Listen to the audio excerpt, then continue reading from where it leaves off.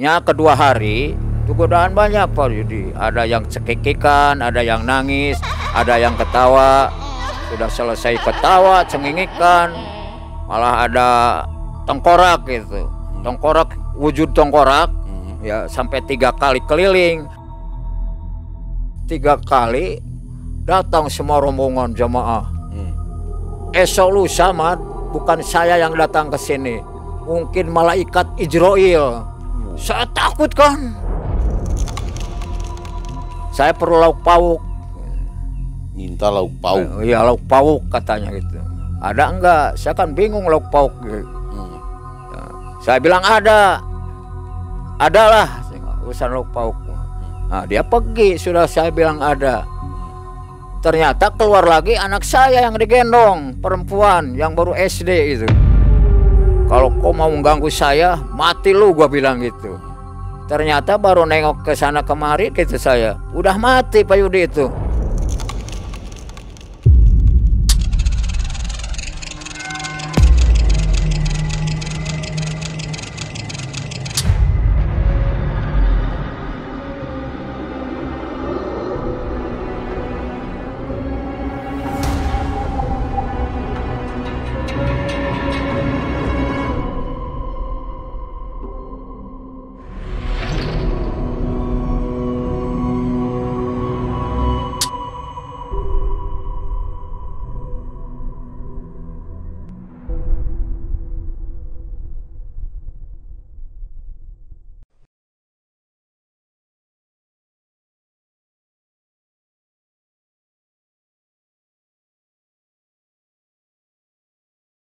Assalamualaikum warahmatullahi wabarakatuh. Sobat MM semua dimanapun Anda berada, apa kabarnya nih? Semoga kita selalu ada dalam keberkahan Allah Subhanahu wa Ta'ala dan selalu diberikan kesehatan tentunya. Oh ya Sobat MM, saya ingatkan kembali bahwa Malam Mencekam itu upload di setiap hari Senin, Rabu, Jumat, dan Sabtu. Dan jamnya di jam 20.30 waktu Indonesia bagian Barat. Jadi jangan lupa ya untuk catat hari dan jamnya supaya ya Anda tidak ketinggalan lah video-video yang akan kami upload selanjutnya. Kita saat ini masih berada di kawasan Kota Ciamis. Nah, tepatnya kita ada di Cisihung Bojong, Kabupaten Ciamis. Nah, Sobat MM sekalian, wah ini menarik nih. Ini di depan kita ada apa ini? Oh, terima kasih Ayan. Oh ini alamatnya ya. Ntar dulu saya lihat dulu nih, ini apa nih? Ternyata ayam geprek. Ayam geprek yang pedasnya itu jeletot, molotot, dijamin molotot lah pokoknya. Nah ini ayam geprek nih kelihatannya memang sudah asik banget ya Pak ya. Enak banget ya. Enak bener lu, pedasnya lu. Ini nyesel sekali kalau kawan-kawan tidak mencobanya, kalau sahabat MM tidak mencobanya. Ini saya bacain alamatnya ya. Ini alamatnya ada di Jalan Raya Kujang, Kampung Sukasirna nomor 138, samping Masjid Al Hidayah, Ciamis, Jawa Barat. Nanti alamat lengkapnya ada di sini. Nah, Sobat MM sekalian, jangan lupa, ini ajib banget nih. Ayam geprek si jago. Tapi nanti makannya. Kita mau ngobrol dulu dengan seorang narasumber. Nah, Bah, apa kabar nih, Bah? Baik ya. Bah, kumaha sehat, Bah? Alhamdulillah. Gimana? Sehat ya. Sehat alhamdulillah. Bah, panggilannya apa nih, Bah? Ya kalau lagi muda Ahmad Kiang, sekarang berhubung udah keluar janggut yang putih, ya banyak orang yang bilang Abah Kiang gitu. Abah Kiang. Iya, ya bukannya Abah sekarang. Ya. Abah tinggal di Ciamis juga, Pak ya? Ciamis, Kampung Nasol, Desa Nasol, Kecamatan Cikoneng, Kabupaten Ciamis. Keluarga sehat, Bah? Alhamdulillah. Alhamdulillah sehat ya. Nah, Bah, ini ada kisah yang mau Abah sampaikan nih, Pak ya. Itu kisahnya benang merahnya itu seperti apa tuh, Pak? Ya, cerita itu yang sudah dialami oleh Abah gitu. Cerita dulu pengen kaya gitu. Oh, pengen kaya. Iya, pengen kaya ya. Jadi ada usaha yang dilakukan, Pak ya? Iya. Tapi usahanya gimana? Usahanya? Ya akhirnya kaya raya kagak, akhirnya ya musyrik juga gitu. Oh, caranya nggak benar berarti Iya, ya. caranya nggak benar gitu. Oke, Mbak Kiang, nanti ceritanya nanti kita lanjutkan, Mbak ya. Ya, insya Allah. Baik sobat teman sekalian, bagaimana kisah mencekam yang dialami oleh Abah Kiang? Jangan kemana-mana, tetap di channel Malam Mencekam.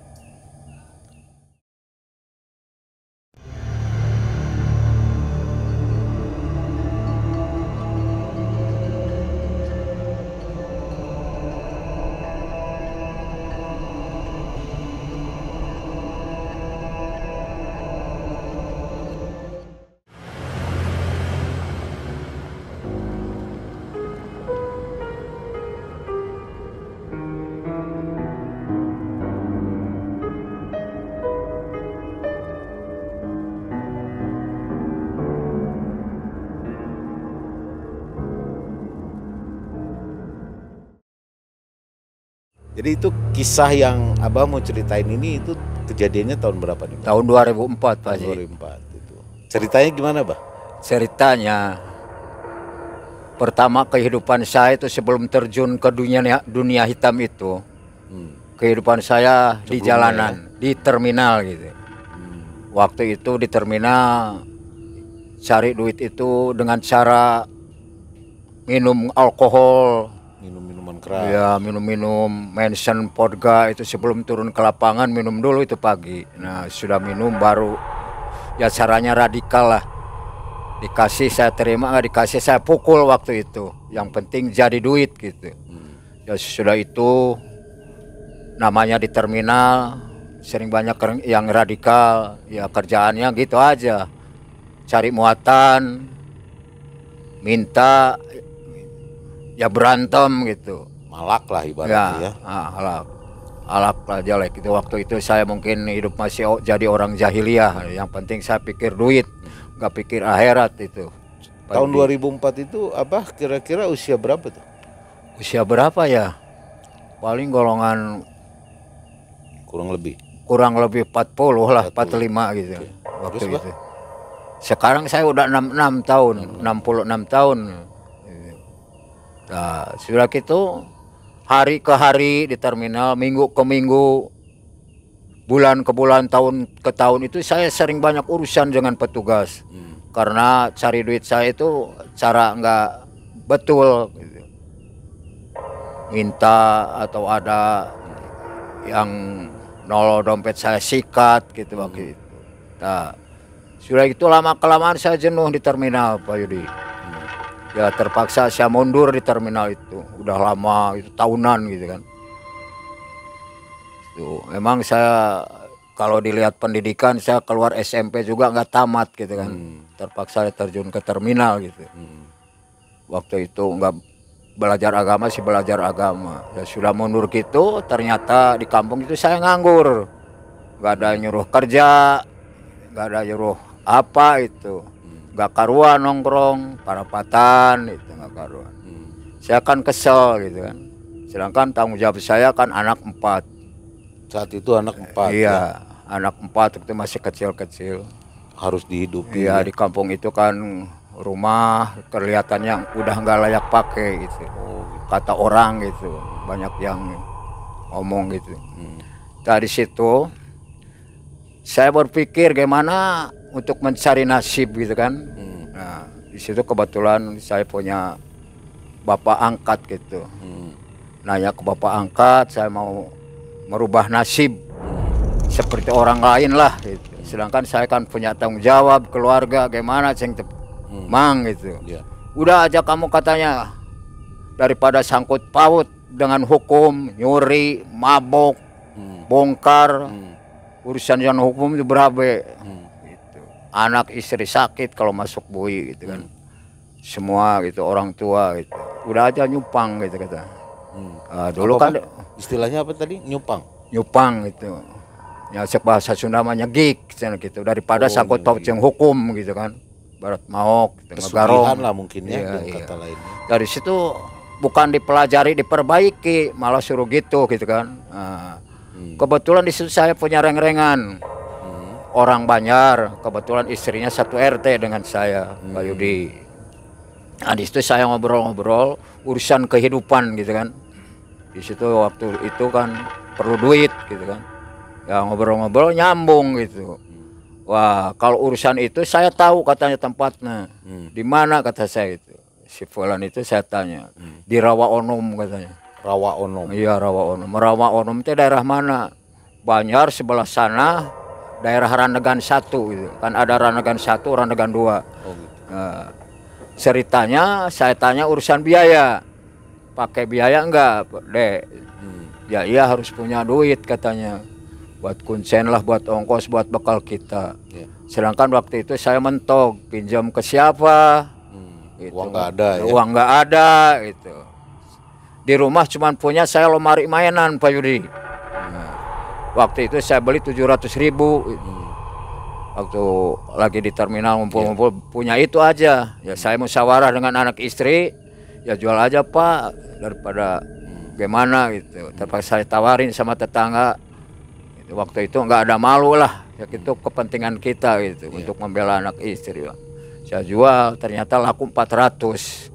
Oh dijual lakunya cuma 400 dibelinya oleh tetangga. Saya terima, dikasih sama anak istri saya 100.000, saya pergi bawa 300 sama teman. Ternyata di Ciamis naik bis 3 apa turun di Ranegan langsung ke Rawa Onom. Melalui jadi langsung datang ke Rawa, turun di Rawa Onom, jalan kaki menuju rumah Kunsen gitu kan. Ya intinya kita silaturahmi ke Kunsen gitu. Ini masih di tahun 2004 itu. 2004 itu, 2004. Nah, sudah gitu saya masuk ke Kunsen, ngobrol. Kunsen kebetulan ada. Namanya Kunsen itu Ibu Pandu Alasganawati Sadurung Winara yang megang goib di situ. Berdekatan dengan Sumur Dalapan itu yang didiaman oleh saya itu Pak Yudi. Kata Kunsen, kalau di sini mah banyak urusan dunia kotor mah. Banyak katanya. Tapi sebisa-bisa mah janganlah. Soal urusan duit di sini mah enggak maslahat dunia akhirat gitu. Sedangkan saya cari yang maslahat gitu. Di daerah goib enggak ada katanya gitu. Nggak ada. Enggak ada. Ya kalau maksa mah silakan aja gitu.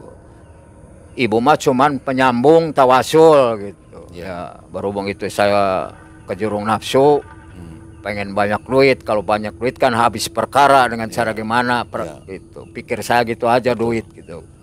Ya kalau gitu mentar jam 8 malam habis isya saya anterin ke sana katanya.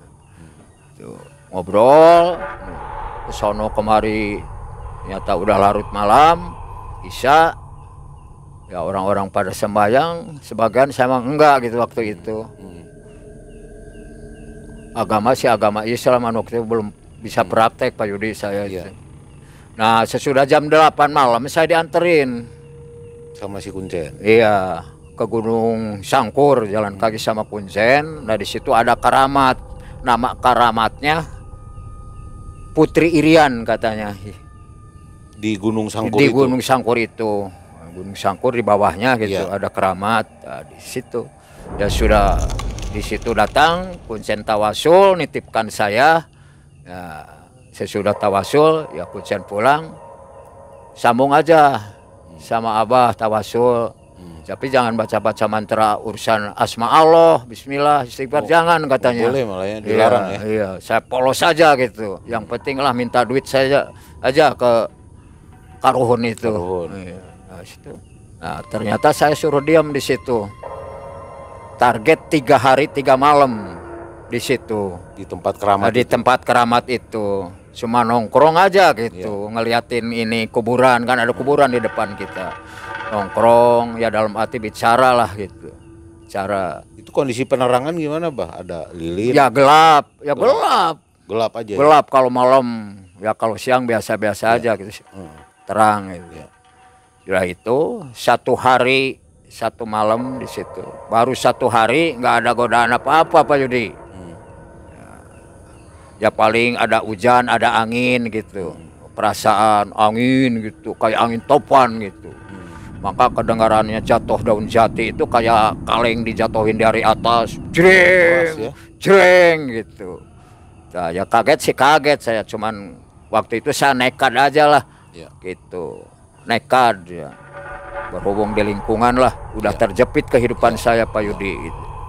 Nya kedua hari itu godaan banyak Pak Yudi, ada yang cekikikan, ada yang nangis, ada yang ketawa, sudah selesai ketawa cengingikan malah ada tengkorak gitu, tengkorak wujud tengkorak ya sampai 3 kali keliling, hahaha gitu,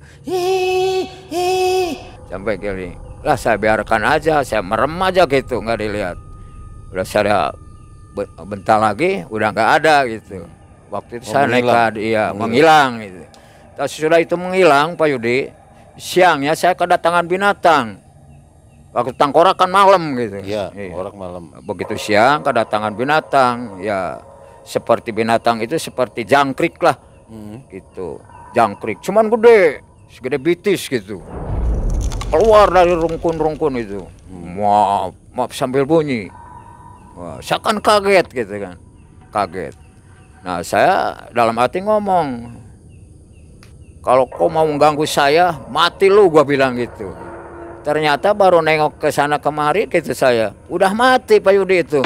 Saya tunjuk gitu tuh, malah udah digulung semut. Saya kaget di situ.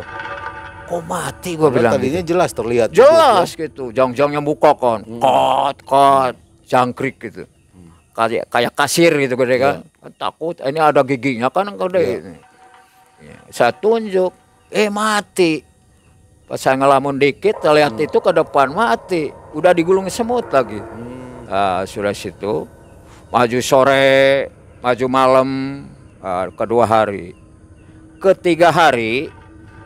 Nah, ketiga hari, pendengaran saya tertutup itu. Kata bahasa Sunda mah katorekan, Pak Yudi. Saya sampai nunduk Pak. Ya. Pak Yudi, ada 3 menit 4 menit lah kalau salah. Nah, begitu saya udah itu masih saya tegak lagi, ada di ruangan rumah saya itu, perasaan rumah gedung tua. Ya kalau tahu mah tinggal Belanda lah, kayak di Bogor itu Jalan Stasiun gitu, rumah gitu, gedung tua. Saya kaget, nah saya agak begak begini, ada di rumah kata saya gitu. Nah, di situ ada kamar-kamar 2. Nah sudah saya melihat ke kamar, ada yang keluar, cewek, rambutnya gimbal, pakaiannya sumpang samping gitu. Cuman waktu kita masuk, saya belum nggak mau si goib itu datang secara ngimpi. Saya minta aja menjelma berwujud gitu, seperti manusia, enak bisa ngobrol gitu kan. Bukan di alam mimpi. Iya, bukan jalan mimpi. Memang waktu masuk itu saya bilang ke Kuncen begitu. Ya insya Allah katanya bisa ketemu, kata Kuncen. Kebetulan itu ya ketemu. Nanya sama saya gitu. Mau apa katanya datang ke sini ke tempat ini. Sampai malam-malam, siang katanya gitu. Saya pengen banyak duit katanya gitu. Banyak duit gampang. Di daerah ini mah gudang duit katanya. Tuh lihat di pinggir katanya. Di kiri saya lihat di kiri. Benar duit itu di kibik Pak Yudi. Pindah lagi ngelihat ke sebelah kanan, saya memang duit. Pas saya pegang sudah itu ditepis tangan. Iya, ditepuk tangan saya tuh oleh si orang tersebut itu. Urusan duit gampang katanya. Cuman saya kebetulan mau hajatan di negara kita katanya. Ya daerah negara siluman kali gitu. Ya. Saya perlu lauk pauk. Minta lauk pauk. Iya lauk pauk katanya gitu. Ada enggak? Saya kan bingung lauk pauk. Gitu. Ya. Saya bilang ada. Adalah urusan lauk pauk. Nah, dia pergi, sudah saya bilang ada. Ternyata keluar lagi anak saya yang digendong, perempuan yang baru SD itu. Saya ngejat Pak Yudi. Ya. Ngejat. Gimana katanya? Nggak nangis waktu itu pertama mah, nggak nangis. Saya nggak menjawab waktu itu, cuma nangis saja gitu. Keluar air mata saya waktu itu. Ya saya kan sama Konsen dikasih amanat, jangan baca istighfar itu katanya. Nangis saja gitu. Kok anak lauk pauk teh? Kok anak lauk pauk teh? Sampai geleng kepala anak saya. Perempuan atau anak perempuan. anak perempuan itu punya satu-satunya, yang 3 kan cowok itu. 3 cowok. Iya, waktu itu saya waktu hidup di jalan, kalau saya punya anak istri saya berhenti jadi preman gitu. Kebetulan diijabah sama Allah itu. Baru sekolah kelas 1, sekolahnya kelas 1, tahu kelas 2 itu waktu itu. Digendong sama si putri itu teh, yang kaling hitam gitu kan. Mukanya nggak jelas gitu kan, cuma rambut aja gitu. Gimbal. Gitu. Saya nggak mau jawab waktu itu. Ya ada 15 menit 20 menit saya nggak menjawab, nunduk aja gitu. Ternyata begitu saya tegak gitu udah nggak ada gitu. Menghilang gitu. Ya begitu menghilang, lama kemudian datang lagi, nggak bawa anak waktu itu. Gimana katanya, sanggup nggak mengadakan lauk pauk? Enggak, kata saya teh, kalau gitu carana gitu. Gitu. Ya udah masuk lagi. Ketiga kali datang, anak saya dijiwir, rambutnya diangkat gitu, nangis. Ayah pulang ayah, kata mama pulang. Nah di situ saya marah cengkat, berarti ngasih duit.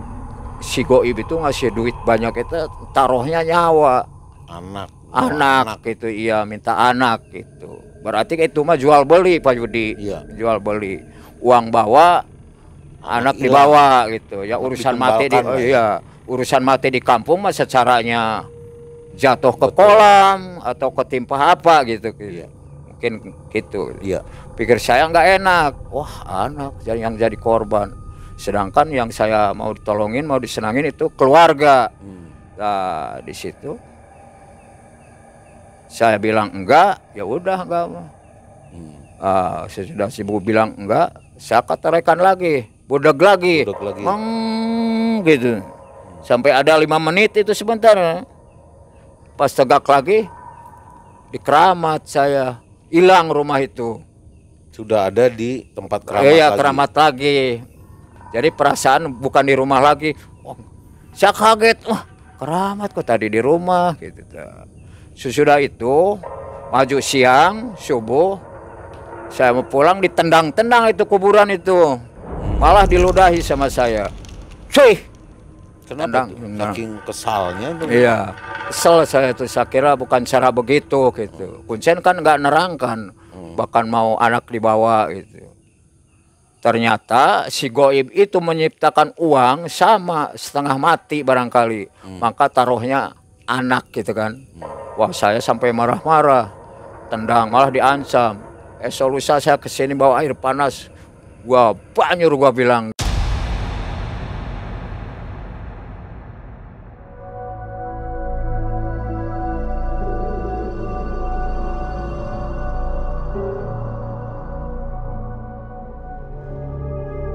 Saya perlu lauk pauk.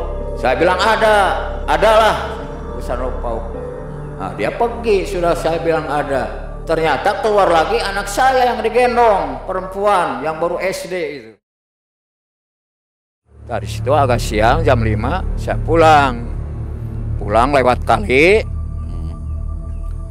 baru ke atas ke tanggul. Ternyata di tanggul saya disiapkan oleh binatang itu, Pak.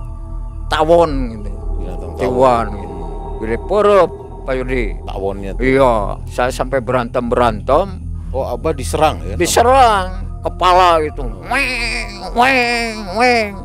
Terpaksa saya main silat. Oh, gitu. Nangkis ya? Iya, nangkis. Ya berhenti saya Allahu Akbar. Di situ ingat kepada Allah. Allahu Akbar, gue bilang. Astagfirullahaladzim. Gak ada. Secara tiba-tiba. Langsung hilang. Iya, langsung hilang. Ternyata saya lihat ke belah sana, kuncen udah ada. Jadi dia memperhatikan Abah. Iya, memperhatikan Abah waktu saya berantem gitu. Kata si Meh itu udah, bah pulang katanya. Tadi ada yang ngamuk di sana katanya, ke rumah. Ke rumah Kuncen. Iya, ke rumah Kuncen sampai berantakan katanya. Di dapur dok segala dibanting gitu Pak Yudi. Karena saya marah-marah waktu itu mau pulang gitu. Datang langsung suruh pulang katanya. Goromolan dimasukkan ke sini katanya gitu. Yang ngamuk-ngamuk di tempat Kuncen itu. Iya. Saya bareng pulang ke rumah Kunsen, ya berhenti sebentar duduk di kursi. Kunsen suruh mandi, ya, berhubung saya udah 3 hari 3 malam di situ, nggak mandi nggak makan gitu kan. Perasaan kotor badan itu. Mandi, sudah mandi Pak Yudi, saya dikasih makan dulu, bah katanya. Makan, ternyata yang dimakan itu cobek ayam. Cobek ayam gitu. Kok cobek ayam nih? Iya, yang beli, yang kemarin abah ngasih duit saya beliin ayam katanya. Gitu. Cobek enak rasanya. Semangat 3 hari 3 malam gak makan. Betul. Embat aja gitu. Kalau berasal dari Rawa Onom kan bagus tuh, ya. Daerah Rawa itu. Kebetulan teman saya udah menjemput dari kampung. Gimana Mad gitu kan? Dulu bilang Mad, hasil enggak? Wah, hasil gimana? Aku bilang anak gua mau dibawa sih. Itu masa iya. Udah makan, merokok, sisa uang ada kan 200 lagi, saya kasih aja sama Kunsen 50. Nih buat nih, Ibu buat mie. Ya terima kasih. Ya di situ saya pulang, permisi ke Kunsen. Mie saya sekarang udah mau pulang ke kampung. Ya bah katanya. Selamat di jalan. Maaf aja mie kata. Ya sebelum kamu terjadi masuk kan mie udah bilang jangan sampai. Ternyata di Rawa Onom itu kan waktu pertama saya masuk ke sana harus nulis nama, alamat. Ternyata banyak tulisan itu. Oh, satu buku itu. Yang mau melakukan pesugihan itu, iya. Ritual itu sebenarnya bukan hanya abah doang, bukan hanya saya aja, Sukabumi, Cianjur, dari mana-mana datang, Cikoneng gitu kan banyak. Jadi saya kan tahu itu kan terbuka. Ya. Lurah yang megangnya itu. Buka dulu katanya. Wah, dari situ saya. Dari mana-mana ternyata. Ya di mana-mana banyak. Gitu. Terus dari itu saya pulang aja ke rumah. Ya, datang ke rumah. Ya alhamdulillah Mas, selamat. Gimana Pak? Saya cerita. Kebetulan Pak, kemarin waktu Bapak di situ katanya di Rawa Onom di Banjar, ada yang datang 2 orang. Oh, ada yang bertamu ke ke istri saya gitu. Saya waktu di sana kali gitu di Rawa Onom gitu. Minta anak si Neng katanya. Saya pertahankan, nanti aja kalau udah datang bapaknya. Gitu. Kata ibu. Iya, kata ibu saya tuh, kata istri saya. Sampai bertengkar gitu. Malam datangnya gitu. Golongan jam 10, jam 11 lah. Dipertahankan gitu. Ya akhirnya dia pulang terlepas, si 2 orang yang minta anak gitu, cerita sama saya udah pulang. Wah kurang ajar gua bilang itu. Mungkin yang gaib dia di sana gitu. Sudah gitu, sudah larut malam, Pak Yudi saya tidur, persis di situ ada kursi panjang, di sini pintu keluar. Nah begitu saya lagi tidur, tengah malam jam 1-an atau jam 12, ada yang datang ke rumah saya bilang punten. Itu nggak disambut sama saya, nggak dibalas. Saya lihat dulu gitu siapa gitu malam-malam begini gitu. Sudah punten 2 kali, dia bilang assalamualaikum kayak orang Islam. Assalamualaikum, baru saya buka. Pas ternyata di depan rumah itu nggak ada siapa-siapa. Nggak ada orang gitu. Cuman suara doang gitu. Padahal suaranya jelas ya? Jelas. Saya cari ke belakang rumah, ke pinggir, belah sana nggak ada ternyata. Nah di situ saya marah-marah. Gua bilang, manjelma kok, berwujud kok. Kalau mau ngasih rezeki sama saya, taruh aja di sini katanya. Abah marah-marah? Ya marah-marah waktu itu. Sampai istri saya bangun, lihat keluar. Lu kayak orang gila Pak katanya, marah sama siapa ya? Gitu kata istri saya. Udah masuk tidur katanya. Nanti ada yang punten assalamualaikum gua bilang. Ya udah jurig meren setan gitu. Nah, saya masuk lagi situ. Nah sudah gitu saya pikir-pikir Pak Yudi. Waktu itu sampai saya kaya raya itu gagal. No, akhirnya musyrik aja gitu kan. Gitu. Jadi itu saya merubah sikap, datang lagi ke terminal, cuman nggak seperti dulu gitu ya. Saban hari pagi pulang sore. Gitu. Ya. Setelah itu saya lama-lama diam di kampung. Kebetulan di kampung kan kebanyakan orang kerja kebangunan gitu. Saya ngomong-ngomong sama ketua tenaga kerja, ikut kerja. Emang kamu, dia nanya, emang bisa kamu ngaduk? Insya Allah lah, gue bilang gitu. Ya diajak aja, ternyata saya bisa lah jadi laden gitu kan. Hari ke hari, minggu ke minggu, bulan ke bulan, saya sampai bikin masih di daerah Indiang Cisayong sampai 6 bulan Pak Yudi. Sudah selesai 6 bulan di situ, beres, sudah gunting pita, saya pulang ke kampung. Alhamdulillah urusan rezeki itu ada ya. Ya. Gitu. Ada rezeki yang dibawa ke orang rumah ya. Ya. Itu ada, alhamdulillah bisa makan anak istri. Yang gede bisa sekolah waktu itu. Dari situ saya agak ngaso di kampung sebulan 2 bulan. Kebetulan di kampung saya kedatangan jamaah Jakarta Kebon Jeruk katanya, saya tanya itu. Waktu itu saya lagi memimpin opsi masyarakat, gerakan opsi besar-besaran karena mau ada kontrol dari Bandung katanya wakil gubernur. Ya, saya kedatangan RT, bilang sama saya Pak RT, Mad, ada tamu katanya mau ikut di masjid 3 hari. Jangutan, pakai jubah katanya, berapa orang, 8 orang. Tanya tuh, udah kamu teh RT, kenapa bilang sama saya gitu? Kamu RT, tanya, takut katanya gitu. Datanglah saya, udah saya yang datang. Pas dia lagi kumpul di warung bakso, saya bilang assalamualaikum. Assalamualaikum. Waalaikumsalam. Pada berdiri semua itu jamaah. Gitu. Wah ini saudara saya katanya gitu. Sampai meluk-meluk gitu kan. Siapa nama? Mad Giang, gua bilang gitu. Dari mana Mad rumah? Belakang ini katanya. Emang dari mana Syekh? Gitu. Kalau bilang Syekh itu kan saya tahu dari foto-foto yang jenggotnya panjang pakai jubah Syekh gitu ya. Gitu. Emang dari mana Syekh? Begini Mad, saya ini dari Jakarta katanya. Mau ikut istikaf di masjid ini katanya. Bisa enggak katanya gitu. Gimana saya bisa? Bisalah. Ini kan rumah Allah, rumah semua gitu. Gimana urusan DKM katanya, kan perlu orang tempatan. Ulah urusan DKM lah. Saya kan rada beken di kampung mah. Gitu, rada beken. Orang-orang udah pada tahu gitu. Namanya orang preman gitu kan. Gitu. Udah saya yang bilang DKM, bilang sama lurah saya lah, sama toko-toko. Udah dimasukin sama saya gitu. Tapi begini Mad katanya, saya ini kan tamu, perlu orang tempatan gitu, dalil gitu. Dalil itu saya ngerti waktu itu Pak Yudi gitu. Ya kita kan masa orang jauh, saya tidak silaturahmi ke orang tempatan. Kalau nggak ada nganter kan ngatok, barangkali masuk ke rumah janda gimana gitu. Ya iyalah tanggung jawab saya gitu. Sore itu sudah lohor, saya nggak masuk masjid. Sibuk lah ke sono kemari. Waktu itu, di situ kan waktu itu saya masih kena senang minum Pak Yudi.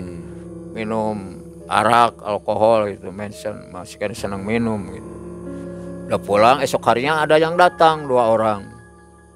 Gimana Mad, saya kasihan sama kamu gitu. Udah jangan banyak pikir itu ini katanya, ikut. Saya nolak, 1 hari nolak, 2 hari nolak, 3 kali datang semua rombongan jamaah. Esok lusa Mad, bukan saya yang datang ke sini, mungkin malaikat Ijroil. Saya takut kan. Wah, udah masuk ke rumah. Nah, di rumah masuk 3-an, nah, saya musyawarah. Panggil istri saya, anak, mah, dek, anak, saya, bapak mau belajar agama lah, barangkali ini pijajalanan kebaikan bapak. Ya apa-apa Pak, gitu, kata istri saya. Nah, cuman yang dipikirkan ini buat bekal 3 hari, gitu kan. Saya malamun di situ, mikirkan duit buat bekal istri gitu. Punya duit, nih gimana istri? Gitu. Nah, kenapa kau melamun? Kata Amir itu, Azhari namanya. Urusan duit Mir, buat istri gampang katanya. nih saya kasih. Saya terima, alhamdulillah gitu kan, bersyukur. Mudah-mudahan Allah membalas kebaikan Syekh, gua bilang. Tambah rezekinya panjang umurnya. Iya udah, kasih sama istri saya. Ini mah, Bapak mau keluar 3 hari belajar agama. Iya Pak. Tapi saya nanti nyusul Syekh, gua bilang, nggak bareng lah. Malu gua bilang gitu. Agak minder gitu. Ya udah nggak apa-apa, susul aja. Mana baju yang mau dibawa? Nah, baju itu yang dibawa dulu. Ya, Bayan Hidayah dulu, Pak Sengkak pengarahan, saya sampai nangis di situ. Kenapa nangis? Sedih gitu kan, ingat dosa ini, ingat kejadian Rawa Onom gitu. Sampai pesugihan nangis. kemarin ya. Iya, kejadian kemarin. Dulu kalau saya nggak punya duit, minum majeg gitu. Udah nggak kaget lagi, ya suka ngasih. Tapi kan nggak barokah Pak Yudi, walaupun banyak duit gitu. Pengen kaya raya minta ke keramat, Yudi. Salah jalan. Salah jalan itu. Ternyata kaya raya kagak, yang ada musyrik aja. Untung saya buru-buru tobat Pak Yudi. Berarti Allah masih sayang nih sama. Iya.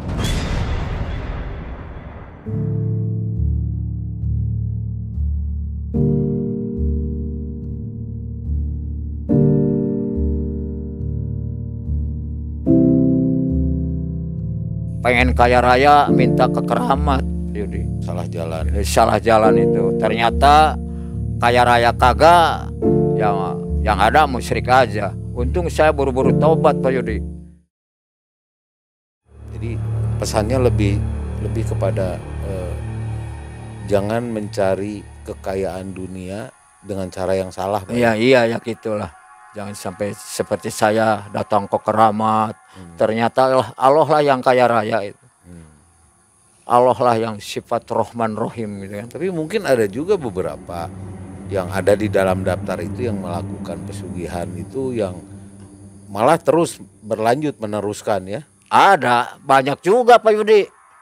Soal kan kaya raya begitu saya sering lihat, saya sering meneliti gitu kan. Gak seperti rezeki dari Allah.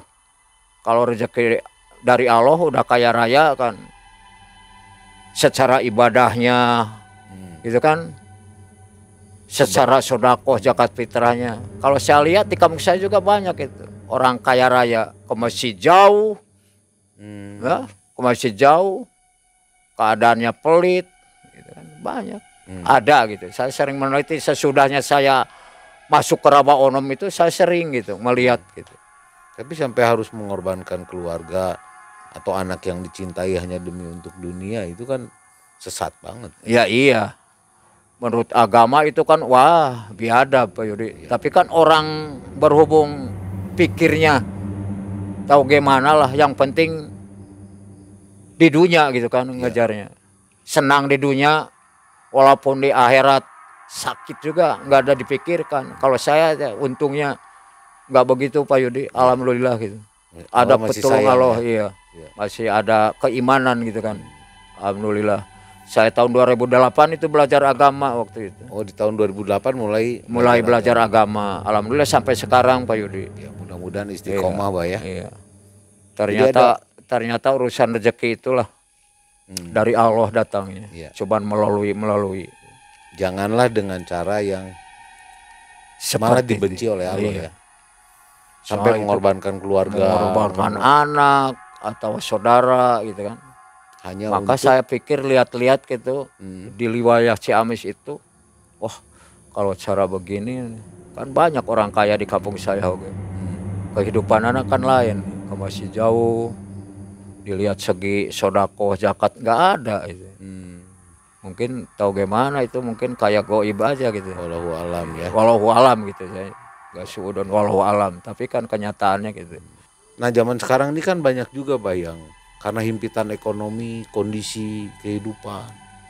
Mungkin ada juga yang memang mengambil jalan pintas ya. Ya ada, namanya manusia. Ada pesan mungkin Bah yang mau disampaikan ke sobat MM sekalian Bah? Ya alhamdulillah obrolan dari Abah ini obrolan yang sudah dialami. Yang sudah dialami oleh Abah. Jadi pesan Abah jangan sampai kejadian itu terulang sama orang lain. Baik Bah, terima kasih nih sudah meluangkan waktu untuk bisa hadir di sini ya. Amin. Ya, semoga ke depan kita bisa ketemu lagi mungkin ya, bisa ngobrol-ngobrol lagi ya. Oke sobat MM sekalian, itulah tadi sebuah kisah yang dialami oleh seorang mantan preman yang kehidupannya bergelut di jalanan dengan apa yang dilakukannya, yang dikerjakannya itu sangat jauh daripada ya tidak sopan tentunya, dengan malak, dengan minum-minuman keras dan segala macam. Kemudian harus mengambil jalan pintas dengan melakukan pesugihan hanya gara-gara pingin dunia, hanya gara-gara pingin kaya. Untung aja tidak sampai harus mengorbankan keluarga tercinta, Pak ya. Ya. Nah, semoga hal ini menjadi cermin, semoga hal ini memberikan sesuatu hikmah kepada kita bahwa di dalam mencari rejeki, di dalam mencari dunia itu tidak harus dengan cara yang salah. Begitu Pak ya? Iya. Nah, semoga di video ini Anda bisa mengambil hikmahnya apa yang harus kita lakukan. Karena dunia ini hanya sementara, akhirat selama-lamanya. Terima kasih Bah. Saya Yudi dan tim Malam Mencekam. Nantikan video-video kita selanjutnya. Kami pamit. Assalamualaikum warahmatullahi wabarakatuh. Waalaikumsalam warahmatullahi wabarakatuh.